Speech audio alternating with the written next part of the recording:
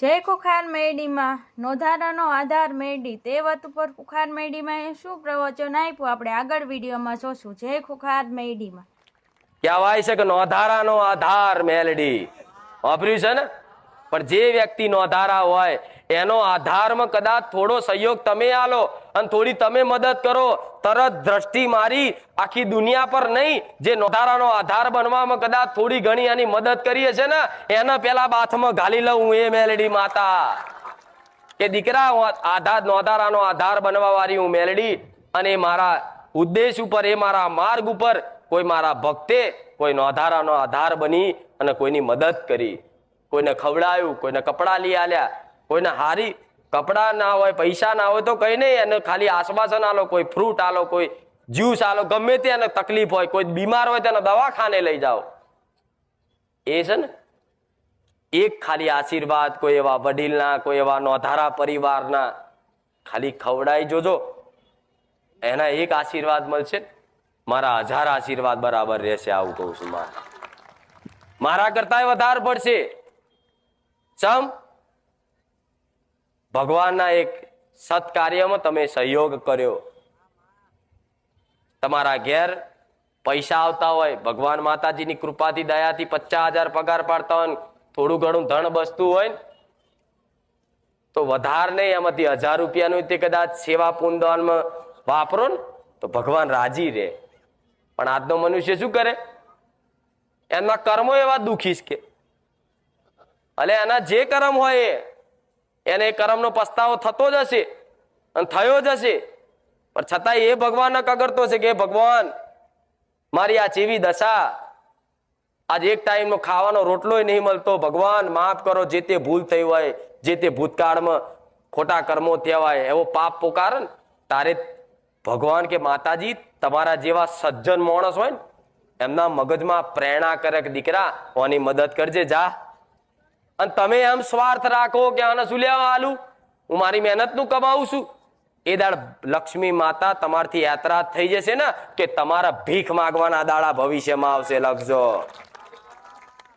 જો આ રૂપિયા વાળા કરોડપતિ જે દાન નહીં કરતું હોય ને, ધર્મની પાછળ 5-25 વાપરતું નહીં હોય, એના ઘેર કાગડા અનાજ ના ખાય.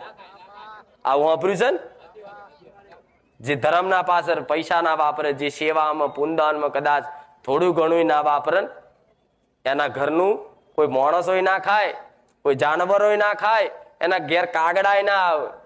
અને ભગવાન માતાજી તો દૂરની વાત રહી, આવે તો જેના ઘરમાં આવું સેવા પુણ્યદાન થતું હોય, ધર્મની પાછળ કોઈ વપરાશ થતો હોય, એને ભગવાન માતાજી પ્રસન્ન રહે. પણ આજ તો પોતપોતાનું બધાન કરવું છે, મારું એકલાનું જ ઘર થઈ જાય, બાજુ વાળાને ભલે ઝૂંપડું થયું, અલ્યા પણ તું બીજાની ભાવના રાખ કે માં ભલે મારું નાનું ઝૂંપડી રહ્યું પણ માં આનું થોડું હરખું વ્યવસ્થિત ઘર કરી આલે ધારું નહીં તો તમારી માં તમારો મોટો બંગલો બાંધી આલે કે દીકરા કોકના પ્રત્યે ભાવ રાખ. આ તો એક દિવાલ હાથર બાજા હાથના જો બાજુ વાળાએ સહેજ ભૂલથી કદાચ આટલું દબાઈ લીધું હોય ને, આટલું જેનો એનો પગાઈ ના આવી રહેતો હોય, આટલી જગ્યા ભૂલથી બાજુ વાળાએ કદાચ અજાણતામાં ઉતાવળમાં હરખમાં બાજુ વાળાએ ભૂલથી આટલી જગ્યા દબાઈ લીધી, એમાં તો તરત જ કકરાટ ચાલુ કે ભાઈ અમારામાં આવશ. પેલો કહે છે કે હાર ભાઈ આટલામાં શું જવાનું છે તમારું, ના ના બનાવેલું તોડ નાખ, મારામાં આવશ. ગમે તેવો સંબંધ હોય, હગો ભાઈ હોય તો તોડી નાખે સંબંધ, આ મારું છે દેડ. તો પેલો કહે છે કે ભાઈ આટલી જગ્યા છે તો રવા દે ને, તને શું વાંધો છે, બનાવી દીધું તો કે ના તોડી નાખો.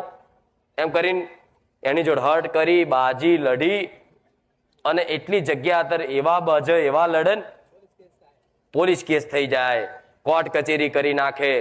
એક આટલી જગ્યા અત્યારે, એક આટલી જગ્યાની એની કોઈ કિંમત નહીં, પણ એ વટ બતાવવા, એ જગ્યા લેવા ખાતર કોર્ટ કચેરીમાં લાખો રૂપિયા બગાડી નાખા આજનો માણસ.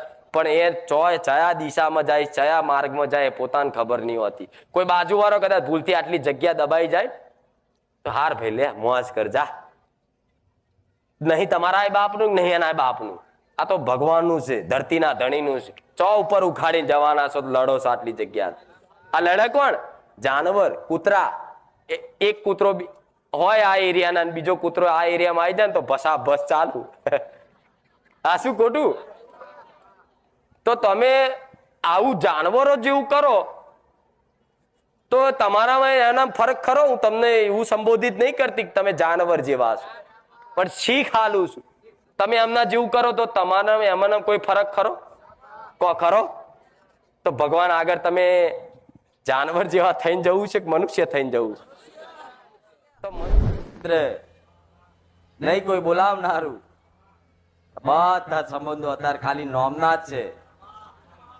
ઉપરથી બેઠા બેઠા તમાશો જોવે એવો આ જમાનો કે સારું થયું.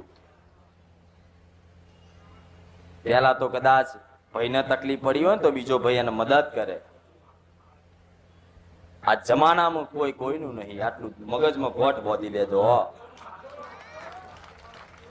જો મન દિલથી ચાહતા હોય ને હૃદયથી માનતા હોય ને તો દરેક ને કેવું કહું કે આવા કાળા કળિયુગમાં કોઈ કોઈનું નહીં. તકલીફ આવશે, દુઃખ આપશે ને તો તમારા ઘરના તમને તરછોડી દે. આજનો જમાનો આવો છે.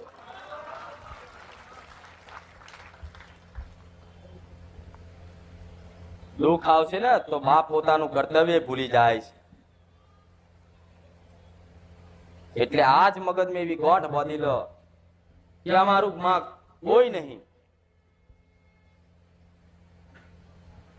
તો તમને વિચાર આવશે કે અમાર તો ઘર પરિવાર કાકા કુટુંબ બધું છે, પણ એ આ દુઃખ છે, દુઃખ લઈને આયા છે મારી જોડે. શું એ દુઃખ તમારા કાકા કુટુંબ વાળા મટાડી શકે છે?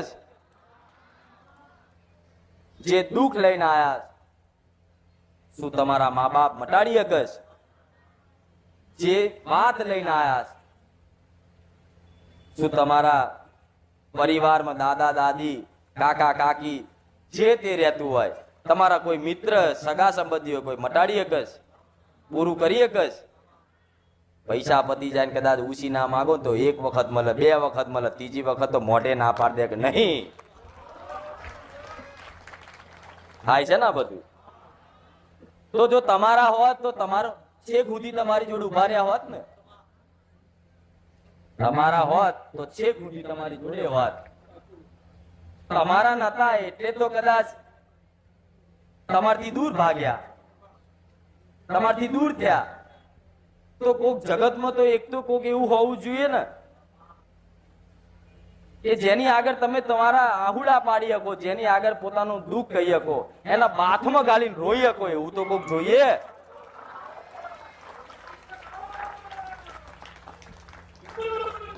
નાનો દીકરો હોય, નાનો બાળ હોય, રોતો હોય, એટલું બધું રોતો હોય, એના આહુડા હુકાઈ જાય એટલું બધું રોતો હોય, પણ એની માં આવી જાય ને એટલે બાથમાં ગાલ લે, અને એની માં એના બાથમાં ગાલ લે, અને ખાલી માથે હાથ મિલે ને એટલે દીકરાને એવું સુકૂન મળે, એવું સુકૂન મળે, તરત રોવાનું બંધ કરી દે.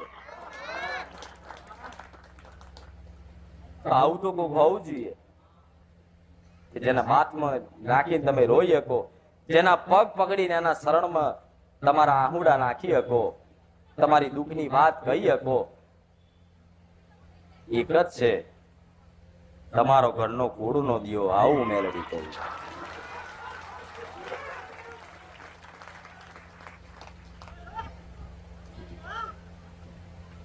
માતાને ખબર છે કે દીકરો હજુ અજ્ઞાની છે.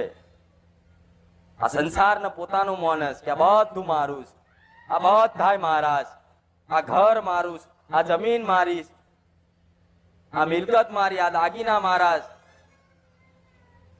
આખું જગત મારું એવું માની બેઠા છે. પણ સમય આવો ને તારે કોઈ ઉંમર લાયક હોય ને, કોઈ 70-80 વર્ષનો 6 વર્ષનો કોઈ વડીલ ઉંમર લાયક હોય ને દાદા, એને જઈને પૂછજો કે આ જગતમાં કોઈ કોઈનું ખરું, તો એમ કહે છે કોઈ કોઈનું નહીં. આવું મેલડી કહું. સમ એના અનુભવ થયો, એના આખી જીવનનો અનુભવ થયો કે નહીં મારા દીકરા દીકરીઓ મારા થયા, નહીં મારા દીકરાના દીકરા થયા. એના પાણી પીવું હોય ને તો 4 વખત બૂમો પાડે. કદાચ મેં મારી જવાનીમાં ભગવાનની ભક્તિ કે માતાજીની ભક્તિ કરી અને એક કદાચ હંગાત કરી લીધો હોત ને તો આજ ઘડપણ મેં તે મારી માતા મારા ખાટલે બેહીને મને પાણી પીવડાવત.